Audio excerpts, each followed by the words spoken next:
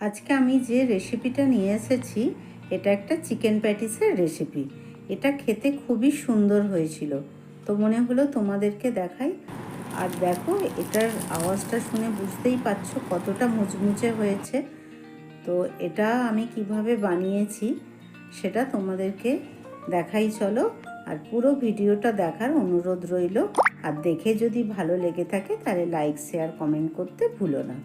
আর এটা বানানোর জন্যে প্রথমে আমি এর ভিতরের পুরটা বানিয়ে নেবো। তার জন্য আমি কড়ায় 2 চামচ তেল দিয়েছি, দিয়ে খুব একটা বড় সাইজের পেঁয়াজ খুব ছোট ছোট করে কুচি করে নিয়েছিলাম, সেটা কড়ার মধ্যে দিয়ে দিলাম। দিয়ে একটু নেড়ে নিয়ে ওর মধ্যে দিয়ে দিলাম রসুন কুচি, আদা কুচি আর কাঁচা লঙ্কা কুচি, দিয়ে ওটাও একটু ভাজা ভাজা করে নিলাম। তো এটা বেশ একটু ট্রান্সপারেন্ট হয়ে গেলে আমি আগে থেকে চিকেনের পিসগুলো আমি পেস্ট করে রেখেছিলাম, সেই চিকেনের পেস্টটা আমি ওর মধ্যে দিয়ে দিলাম। খুব ভালো করে ওটা নেড়ে নিতে হবে, বেশ একটু ঝুরঝুরে হয়ে যাবে। আর এবারে ওর মধ্যে আমি দিয়ে দিলাম কিছু গুঁড়ো মশলা। তার মধ্যে আছে হলুদ গুঁড়ো, কাশ্মীরি লঙ্কার গুঁড়ো, ধনের গুঁড়ো, জিরের গুঁড়ো, স্বাদ মতো নুন আর গরম মশলার গুঁড়ো। এগুলো ভালো করে এর সাথে মিশিয়ে নিতে হবে। গ্যাসের ফ্লেমটা অফ করে ওটাকে ঠান্ডা হওয়ার জন্য রেখে দিলাম। আর এদিকে একটা বোলের মধ্যে আমি 2 কাপ মতো ময়দা নিয়েছি, যেটা 300 গ্রামের মতো হবে। তাতে 2 চামচ তেল আর স্বাদ মতো নুন দিয়ে গরম জল দিয়ে আমি ময়দাটা মেখে নিয়েছি। তো এই যে ডোটা হবে এটা একটু নরম ডো হবে, খুব নরম নয়, তবে একটু নরম ডো হবে। নরম করে মেখে নিয়ে এটা আধ ঘন্টার জন্য আমি ঢাকা দিয়ে রেখে দিয়েছিলাম। আধ ঘন্টা পরে এটা থেকে আমি লেচি কেটে নিলাম। আমার 6টা লেচি হয়েছিল, যেরকম আমরা রুটি খাই সেই সাইজেরই লেচি কেটেছি। এবারে একটা বাটির মধ্যে আমি 4 চামচ মতো সাদা তেল নিয়েছি। এখানে তোমরা মনে করলে বাটারও নিতে পারো। আমি সাদা তেল নিয়ে তাতে কর্নফ্লাওয়ার দিয়েছি 3 চামচের মতো, ভর্তি করে দিয়েছি। এবারে এটাকে ভালো করে মিশিয়ে নিতে হবে। মিশিয়ে নিয়ে ওটাকে সরিয়ে রাখলাম। আর এদিকে যে লেচিগুলো কেটেছিলাম তা থেকে একটা লেচি নিয়ে আমি এটাকে রুটির মতো করে বেলে নিচ্ছি, তবে খুব পাতলা করে বেলে নিতে হবে। এরকমভাবে 6টা রুটিকেই বেলে নিতে হবে। তো 6টা রুটি বেলে নেওয়ার পরে এই একটা রুটির ওপরে যে আগের থেকে মিশ্রণটা বানিয়ে রেখেছিলাম কর্নফ্লাওয়ার আর তেল দিয়ে, সেটা 2 চামচ দিয়ে দিলাম।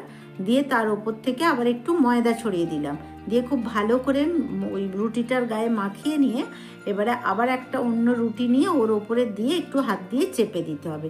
দিয়ে তার ওপরে আবার ওরকম 2 চামচ তেল আর কর্নফ্লাওয়ারের মিশ্রণটা দিয়ে তার উপরে আবার একটু ময়দা ছড়িয়ে দিয়ে তার উপরে আবার একটা রুটি চাপিয়ে দিলাম।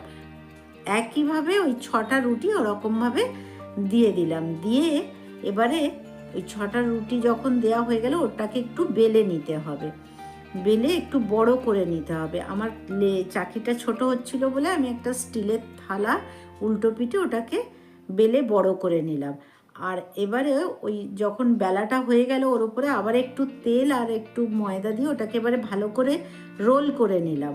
রোল করে নিতে হবে আর হাত দিয়ে খুব চেপে চেপে যেন খুলে না যায়। আর যখন মুখটার কাজটা ওখানটায় একটু জল দিয়ে মুড়ে নিতে হবে। খুব ভালো করে ওটাকে রোলটা পাকিয়ে নিয়ে আমি ছুরি দিয়ে আবার 6টা ভাগ করে নিলাম। দেখো লেয়ারগুলো কত সুন্দর হয়েছে। এবারে একটা ওই রকম লেচি নিয়ে এটাকে আবার রুটির মতো করে আবার বেলে নেব। তবে এইটা পাতলা হবে না, এটা একটু মোটা হবে রুটিটা।